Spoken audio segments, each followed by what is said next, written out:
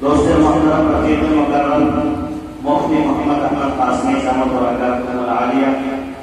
نے مجھ سے درخواست کی تھی کہ آپ کو بھی کچھ جو ہے پیش کرنا ہے، لہذا تیار کر کے تو بہت کچھ آیا تھا، لیکن ناظرین صاحب کا حکم سے 2 منٹ کا ہے، انشاءاللہ 1 منٹ میں اپنی بات ختم کر دیں۔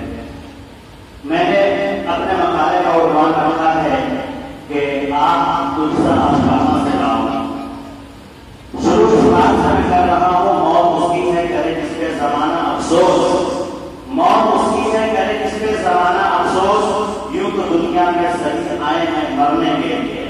حضرات محترم، اللہ تبارک و تعالیٰ نے ہر دور میں امت محمدیہ کے اندر قرآن و احادیث کے اسرار و رموز جاننے والے، اپنے حبیب کے نقش قدم پر انسانی معاشرے کو ڈھالنے کی کوشش کرنے والے عظیم المرتبہ ہستیوں کو پیدا کرتا رہا ہے جو مردہ انسانیت میں روح ڈالنے کا کام کریں۔ چنانچہ اللہ تعالیٰ نے اس کار عظیم کے لیے ضلع مشرقی پر 12 آدمی ایسی ہستیوں سے معمور کیا اور خوب معمور کیا، جس کا نتیجہ ہے یہ ضلع ہمیشہ علماء، ادباء اور حکماء کا مرکز رہا ہے۔ انہی ہستیوں میں زبان و قلم کے ماہر، قرآن و حدیث کے حامل الحاج حضرت مولانا محمد الیاس صاحب مظاہری نور اللہ مرقدہ، سابق شیخ الحدیث جامعہ حمیدیہ بانولی گجرات، فارغ و محتمین جامعہ زکریا ڈھاکہ چمپارن کی ذات گرامی ہیں۔ میرے دوستو،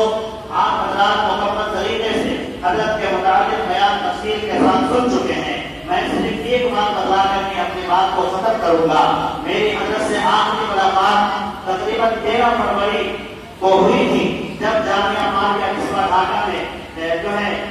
ختم بخاری کا پروگرام کا انعقاد ہوا تھا۔ اس کے بعد حضرت کے یہاں بھی 16 فروری کو پروگرام کا جو ہے تاریخ طے تھا۔ پھر 22 تاریخ کو جو ہے جامعہ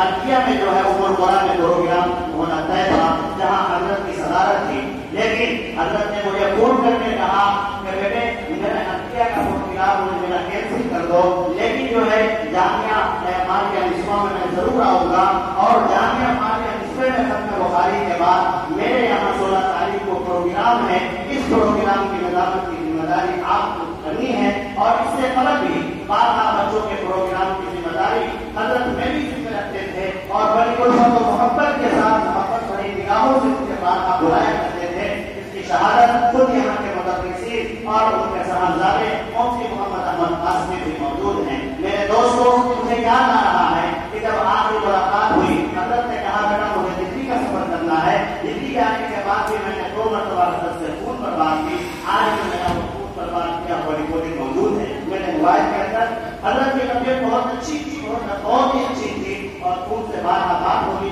2 مرتبہ میں، 1 مرتبہ میں حضرت نے کہا تھوڑی طبیعت خراب ہے، دعا کی درخواست ہے، لیکن اچانک 10 رمضان مبارک کو عشاء کی نماز کے لیے جب میں نکلا، اچانک جو ہے موبائل پر میسج دیکھا، میں نے فوراً مفتی احمد قاسمی کو فون کیا۔ جو ہے دل نہیں چاہ رہا تھا، دل یہ چاہ رہا تھا کہ کاش یہ خبر چھوٹی ہوتی، لیکن میرے دوستو آپ کو معلوم ہے کہ یہاں جو بھی آیا ہے اس کو ایک نہ ایک دن جانا ہے۔ لہذا حضرت میں دعا کرتا ہوں کہ حضرت رحمۃ اللہ علیہ کی قبر کو نور سے منور فرمائے، اور ان کے پسندگان کو صبر جمیل عطا فرمائے، اور خصوصاً جو ہے جو یہاں جتنے مہمان کرام آئے ہیں، میں ان سے اپنی طرف سے اور ایک چھوٹی سی بات کا درخواست کرتا ہوں، وہ یہ ہے کہ آپ حضرات جب حضرت کا یہاں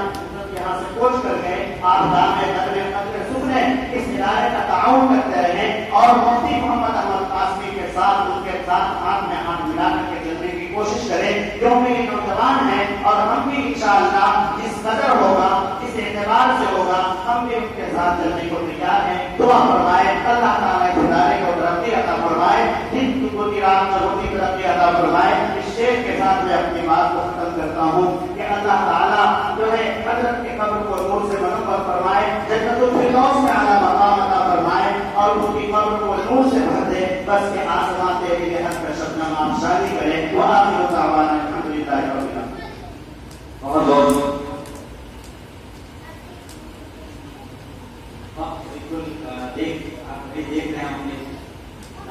دوستو،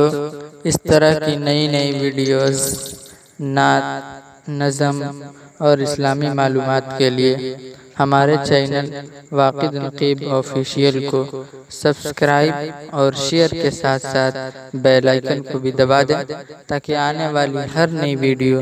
آپ کے پاس پہنچ سکے۔ السلام علیکم۔